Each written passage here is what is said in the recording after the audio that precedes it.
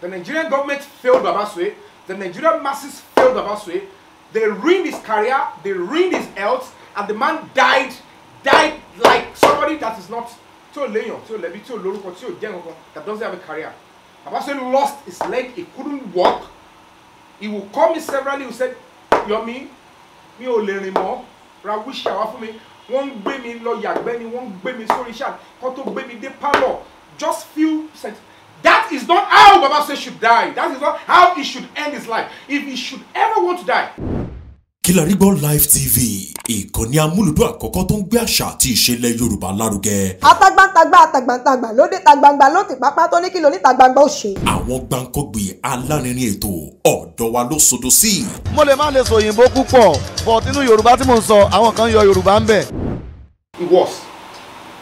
And what brought enmity? Later on in his life, he became the most sought after actor. Tí fíìmù 40 bá jáde, Baba Suwe will be in 41. Because ẹyọ ọkọ mi wá bẹ̀ kan ti dúró lẹ́nu ọ̀nà bá àtúkọ̀ lórí ilé kó máa jáde next week. But you know, he got to a stage, his charges. Iye báyìí ni máa gbà. I could remember vividly. Nígbà tí wọ́n fẹ́ ya ọba ju ọba lọ fíìmù Latin, Mr. Latin. So Mr. Latin was office. I can remember vividly as of 2002. 250,000 cash in the mobile. And then Mr. Latin did this. So the money office that one Lugos in bed. Chumawa. 250,000 in 2002. And we evaluate system. So at a point, some people feel, why should he be charges at the point? Ọlọ́run wá kẹ́ra Baba Suwe, ó pẹ̀lú ẹni tó máa ilé tó kọ́ sí wọ ẹlẹ́pẹ̀ yẹn. Ó fẹ́ afẹ́lẹ́sẹ̀ kò sí àwọn even gan dìísí gan olójú àwọn tó kọ́ ọkọ̀ tó dé sáwọn tọkọ̀. Ọ̀ká yẹn pọ̀. And then, what do we say? Kí ló ti díẹ̀ bọ̀? He was accused of peddling drugs. It's quite sad. Kó tó dìgbà yẹn, only Moshe advised. That is why I specifically want Rockcraft students, to be here to listen. Because I'm not saying you're not going to be famous.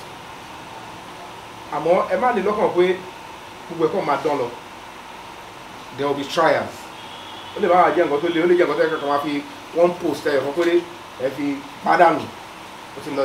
because it's your story. You have everybody any chance. Like you see, tobacco only chance to call your own side of the story or drop your evidence. Then in tobacco, so that is why it is still easier. So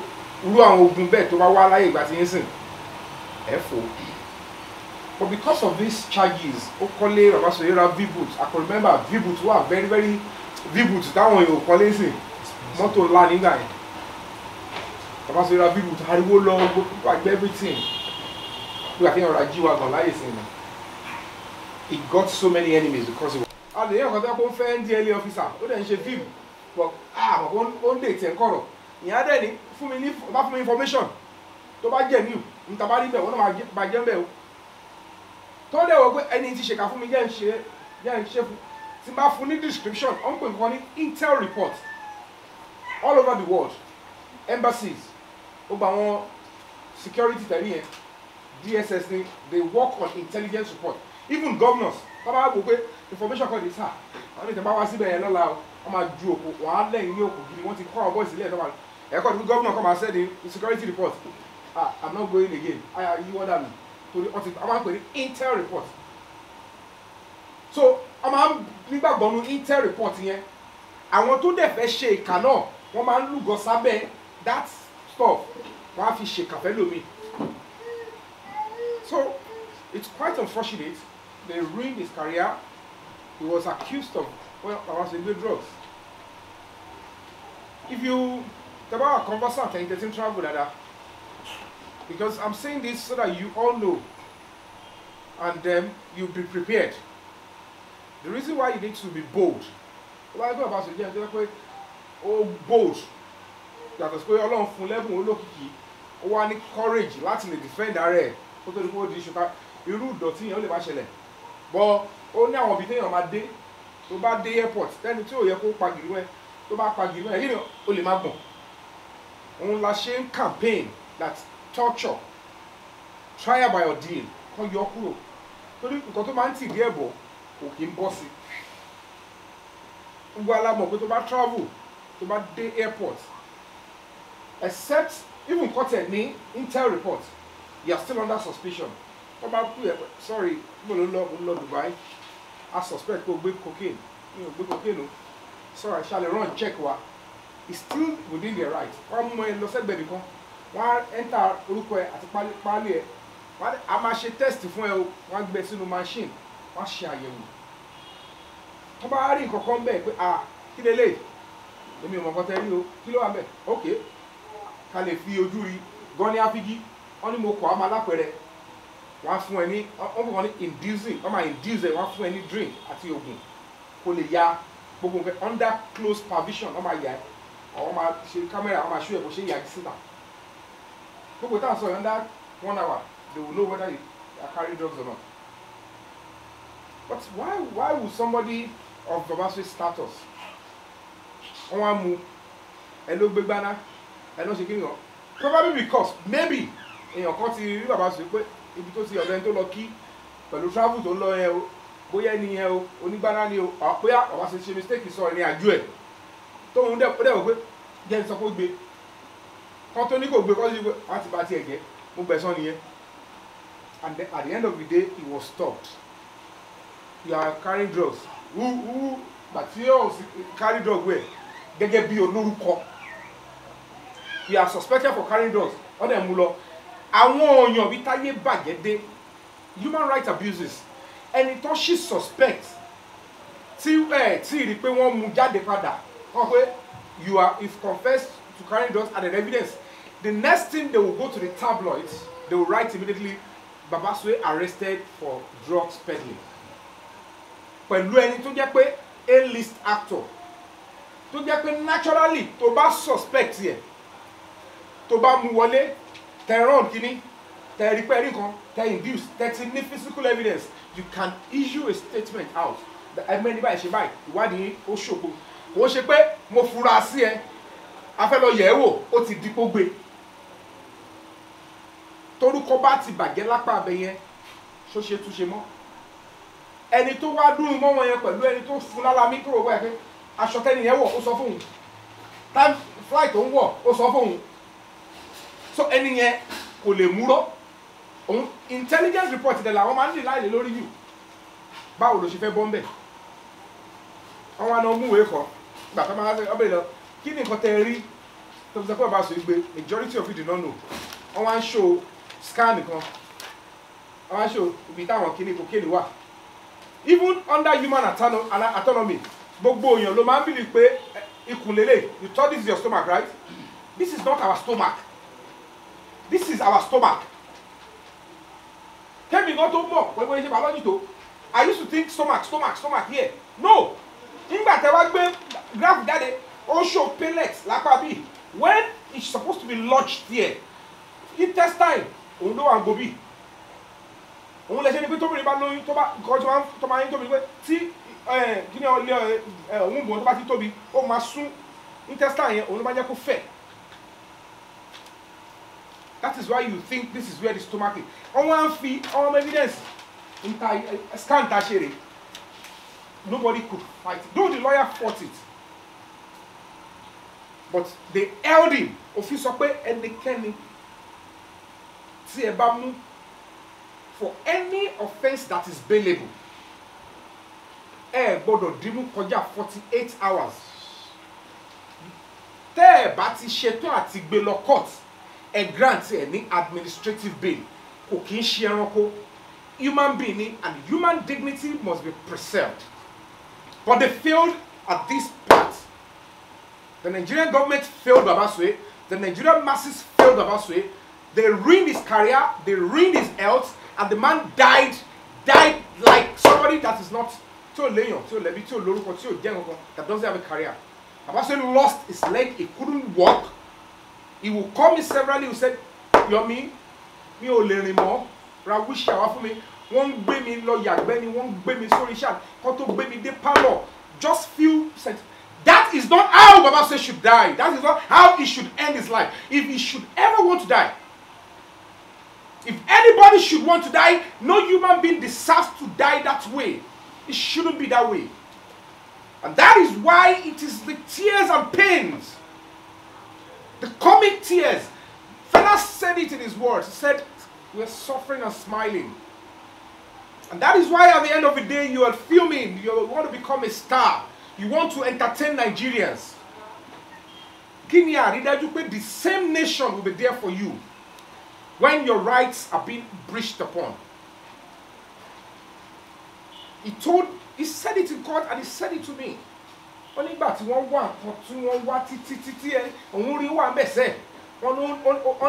They even went around and said maybe he used jazz.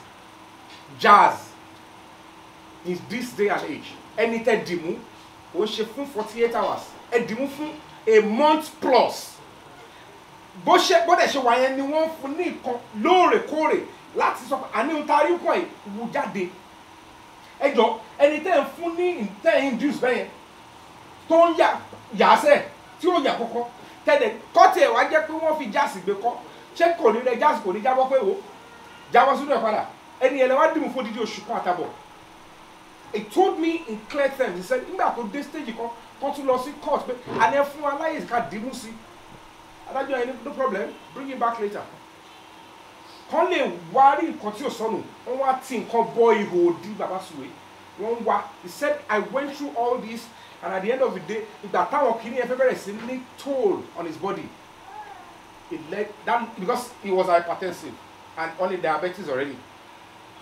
And we know the Nigerian justice system, the law enforcement, they see anybody tí wọ́n bá suspect àbí táwọn bá mú wọ station bí ẹranko bí ẹni pé àwọn ní orí ọ̀fẹ́ jonítọ̀ lọ lórílẹ̀-èdè Nàìjíríà.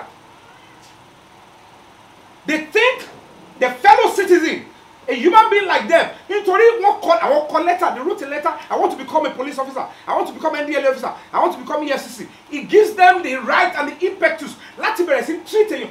All these things, sir, with or without religion, is a curse on the society.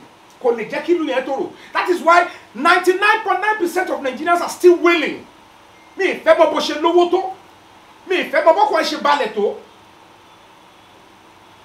you are not willing, your relative is willing. Your money is useless. Your connection is useless. Your power is useless because every other human being beside you are not living in peace. They are not okay. They are in pain and penury. It is the result of things like this. Because I am in government, I have the tools of government. It is not way. Tools of governance is to make life easier. They ruined him, he became paralyzed. They ended his life. And I asked myself, where is the comic? This is a A-list comedian. In 2004 at Excellence Hotel, Baba Suwe beat the best. In Kemowo, Saiba, all of them. Beat them to the best overall actor in Nigeria. I was there. Everybody wanted to shake hands with Baba Suwe. Everybody there. He won the award. I was there. In 2004. So that is all Google best comedian. He made my childhood. What did Nigeria made of the last days of Baba Suwe? Do you think his children will be happy?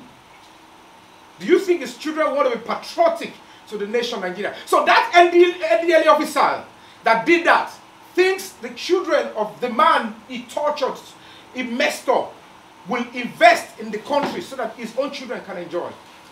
We will continue to have succession of penury, anger, bitterness towards ourselves. Nobody really wants to care about this country again. The only set of people you have in Nigeria are those that wants to get into government position in Nigeria to steal from Nigeria or get opportunity to run out of Nigeria and never come back. Only few have got the Nigerian dream. So what is your Nigerian dream? What are you doing towards that? So that was why when case Baba Yesha told you, now ask yourself, I am an advocate of human rights. That's why the fact that he was convicted for sexual assault on a minor. Ewa wo gba tí wọ́n ti bẹ̀rẹ̀ allegation ó bọ́ ọmọ ọdún méje sùn. Tí a bá dìde kó tó di ọlọ́pàá ní kò sí àwọn ọ̀rẹ́ ní kó ṣe. Ẹ ṣe ẹjọ́ fún odidi ọdún kan. No evidence. It was thrown out. They would have sentenced him to life imprisonment for a crime the age of the minor. Di bá ṣe ń sọ̀rọ̀ yìí àti ilé ẹjọ́ o àti ọlọ́pàá o àti bàbá Ìjẹ̀ṣà àtàwọn aráàta àti gbogbo mídíà kò sẹ́ni tó mọjọ́ orí ọmọ yẹn. Báwo lẹni tó bí ọmọ? The fact that you have the features of an adult is not the prerequisite kò gbé ara ẹ̀ sílẹ̀ kó fi ẹ́ ṣe páńpẹ́ fún èèyàn. If you are mature, if you look big, tó bá jọ àgbàlagbà, and you are underage, it's not an excuse for ẹnikẹ́ni láti sọ pé mo fẹ́ wọ ẹni yẹn bóyá ó máa ṣe, ó yá tán gbé ara ẹ̀ lẹ̀ jẹ́ kó ṣe, kí ló ń jẹ́ bẹ́ẹ̀? I am still waiting. Things start growing. Where? What is the age of the girl? Tó bá jẹ́ pé ọmọ yìí, she is 18 plus 1 year old. Not only will the Nigerian police pay Baba Ijesha, the Lagos State government will pay. The princess Otisalo, she ran away since November last year. She still has a lot of questions to answer. Ọlọ́pàá sọ fún wa, in a country that wants to go forward, I want your CCTV here, because the duty of a police is to extract the CCTV, study it, and come out with a report. Ọlọ́pàá wa ń bọ̀ ta sọ fún àwa nílé ẹjọ́ pé kò sí network làwọn ò ṣe yọ CCTV. Àmọ́ wọ́n á lọ record the party because nínú CCTV yẹn ibi tó máa favour wọn wọ́n wá record ẹ̀ wọ́n lọ gbé wá sílé ẹjọ́ adájọ́ ò ní nǹkan tó fẹ́ ṣe ohun tẹ́ bá gbé wá síwájú ẹ̀ òun ló máa dájọ́ lé lórí. Now the CCTV must be provided. It's not because because they will turn our sacrifices to make people happy. They will turn it to mess. Torí èèyàn kọ́kọ́ ń bínú sí wa, èèyàn kọ́ rò pé mo fẹ́ bring it down. Èèyàn kọ́ rò pé it is a challenge that is facing everybody. Anybody that touches children should pay. Rape is a criminal offense. You must pay. Don't do it. If you try it, the hands of the law will catch up with you. But organized crime, ẹjẹ́ àpè lò, ẹjẹ́ àríkẹ́ni yẹn kó ṣe, o wá ló dẹ́pápẹ́ nìkan, o tún pè é wá. Gbogbo ẹjọ́ tó wá ṣe wọ́n ní àwọn ò fẹ́ sọ̀rọ̀ lọ́bẹ̀ yẹn. Now another thing is, ẹni tí ọlọ́pàá ṣe ìwádìí, tí ọmọ jẹ́wọ́ pé ẹni bá mi sùn, tó dẹ̀ jẹ́ pé ó súnmọ́ princess tó jẹ́ ìyá tó pariwo, Dàmọ́lá Adékọ́lá yẹn, he was ọmọ tẹ́ ẹ sọ yìí ó fẹ̀sùn kàn ọlọ́pàá mú, he was detained. Suddenly he was out of the case. To the same victim wọ́n gbé wá sí court, and everybody is silent because actor ni tó bá ti rí pé orin mutamuta irú kan báyìí ò gbọdọ̀ máa kí ló wá lọ́bẹ̀. Joseph náà rojọ́ tiẹ̀ nínú Bíbélì. Ẹni tó parọ́ mọ́ Joseph ìyàwó Pọ́tífà ó mọ̀ pé rọ́ lòun pa, ó lo ète obìnrin, ó lo gbogbo ẹ̀ títí tó fi rán Joseph lọ sẹ́wọ̀n gbére, ó dákẹ́ síbẹ̀ ni o. Kò ṣe pé Joseph náà gbìyànjú àti sọ pé mi ò ṣe, àmọ́ ó ní bó ṣe máa rojọ́ yẹn tó máa dàbẹ́ kó jẹ̀bi nítorí pé ní fún ní àyè. So when we fought that, you know what, don't be doing this to people. Ẹ fún ní right to bail, ẹ fún ní right to lawyer. Ẹ ń kọ́ adé court wọ́n ní statement pé èmi ni mo fàdí ọmọ yá o, mo ṣe gbá kan o, mo ṣe gidi kan tó involve life imprisonment. Nígbà tá a dé court through trial lábọ̀ pé bá jìṣà kan ló kọ statement, ọlọ́pàá lòun kọ́ under caution. Ẹni wọ́n ní kí ló yẹ tó ṣe máa kọ́ onígbà tó ń tọ́ gbé dé station òun rí pọ́n ti nà ó ń gbọ̀n kò lè dá jókòó, DPO dẹ́ni kó ń kọ́ òun bá kọ́, and all of you are still silent. We are not supporting rape or touching a child. We are trying to advocate that ẹ jẹ́ ká wádìí òtítọ́. Ká ṣe kí ni? Ká wádìí òtítọ́. So if there is something they call negligence, recently an artist lost his child. Some people were arrested for negligence. People were saying, oh, they must be held accountable. Ṣùgbọ́n ẹni tí oríṣiríṣi èèyàn tọ́lọ́ ti tóbi tọ́lé elébàṣọ kàn bá sùn ọmọ ekele yẹn náà ló múlẹ̀ tó fi dẹ̀yàn wọ́n dẹ̀ béèrè lọ́wọ́ ọmọ yẹn nínú court pé hello wọ́n ló orí o máa rí bàbá Ìjẹ̀ṣà nu TV o máa ń gbọ̀n that is trauma she could be facing that wọ́n ní o wá rí bàbá Ìjẹ̀ṣà yẹn lójú gbọ́ngàn tó wọnú lẹ́yìn wá again after ọdún keje o ò bá gbọ́n mọ́ ohun tó wá ṣe ni pé ìyá tó wá bí ẹ pẹ̀lú àwọn àgbàlagbà wọ́n wá fi ẹ́ lẹ̀pẹ̀ lẹ́ni yẹn wọ́n wá ní wá palẹ̀kùndé o tún wá lọ palẹ̀kùndé mọ́ wọ́n ní òkè yà tún kó palẹ̀kùndé now o wá tiẹ̀ wá bínú lọ pé kílẹ̀ tó máa fi mílẹ̀ tìrú ẹ̀ ní o bínú lọ nú yàrá àbí kó lọ jókòó sápá bómi káwárí kẹ́ni yẹn pagìrì kó wá bẹ̀ mọ́bẹ̀ ẹgbẹ́ ẹ̀ ló tún lọ padà jókòó sí. Is that how we want to run our lives? Is that how we're going to run a society? Ejo, tell me, ask yourself in your conscience. Charge yourself to court of conscience. Ejo, where would this kind of setting, a setup, take this country to? We want the advocacy for child rape, pedophilia, rape. We want it louder. But we're not interested in organized crime. It doesn't have propensity in law. The prerequisite for such action is error. So we realize that I don't have to keep engaging those ladies. They were just rabble-rousers. They are doing it for social media. Initially, I thought, okay, let's keep the drama on. I told one of them, said, keep the fight. I'm enjoying it. She thought the joke was on you.